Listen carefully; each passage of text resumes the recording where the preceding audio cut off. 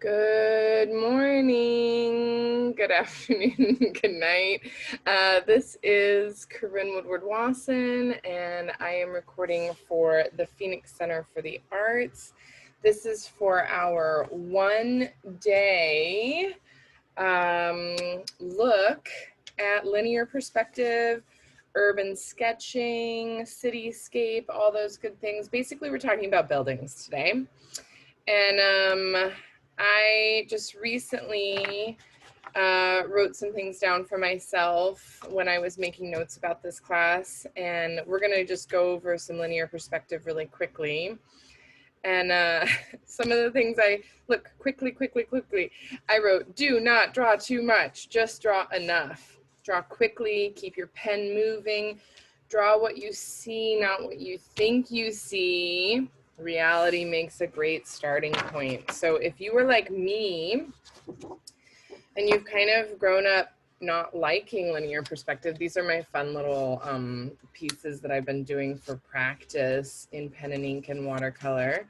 And it's always sort of driven you crazy to make the lines look like they're going back in space. I'm hoping that I will break you of that today and remind you that the thing we need is the illusion. It's all an illusion. It's not real.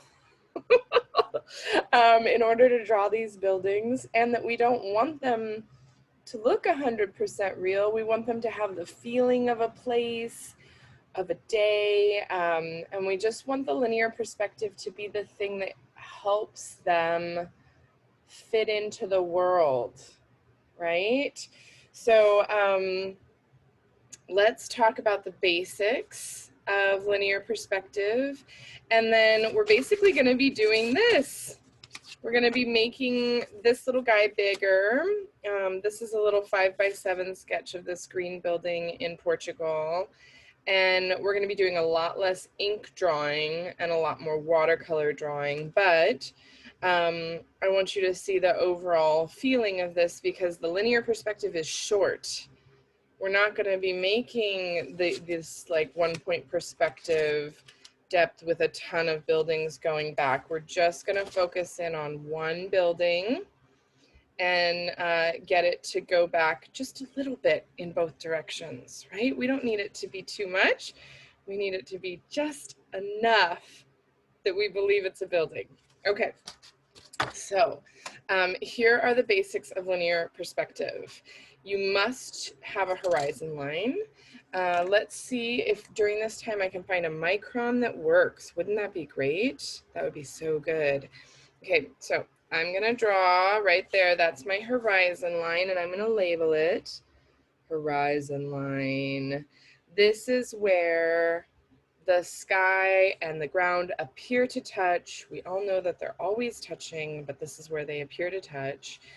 And right now we'll talk about 1-point perspective. So here I'm gonna put a little point. This is a vanishing point. And this is where all of our lines appear to intersect, appear to vanish, right? And we're going to draw a cube, and it doesn't have to be a perfect cube, and that's going to be kind of the theme of the day, is it doesn't have to be perfect.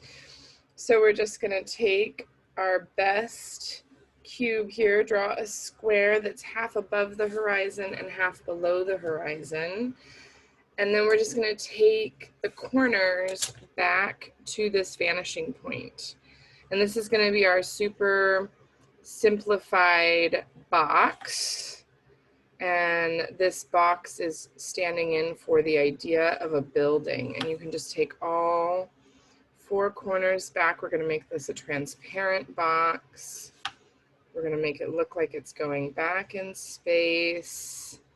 It's all about that illusion right there, is to get it to go back in space.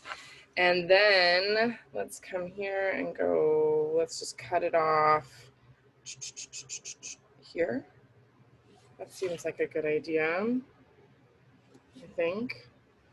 Can we make it shorter on this side, I wonder? I think I probably can. Can I get a little bit of this overlap in here? Did you do this when you were little? Did you make these boxes over and over and over again?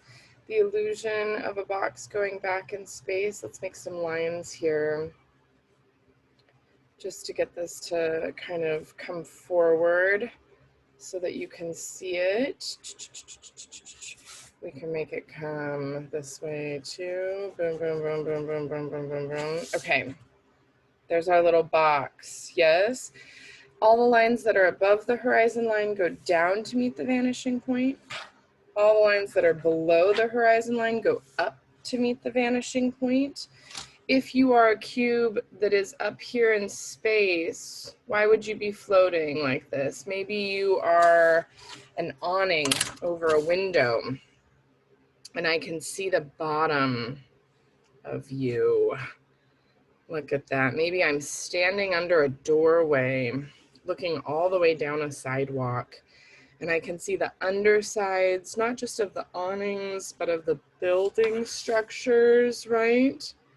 Boom, and then boom, right here. So I can see this. I can see the underside, right? So that forces our perspective to be underneath, right? But then let's talk about below. Let's say I'm standing in a park and there's some really cool cement benches that have been created, and skateboarders love them, absolutely love them. And I can see the whole top of the bench because I'm taller than the bench, right? And so the bench appears to be going back, and here's a bench going back. Then there's a break, you know, there's some grass growing around the bench. Here's some grass. There we go. There's a little bit of grass growing. Here's some little flowers, right? And then there's another bench over here, and it comes down here, and I can see it like this. And there's grass here, and that bench goes back in space. So you can see boom, boom, boom, boom, boom, boom, boom.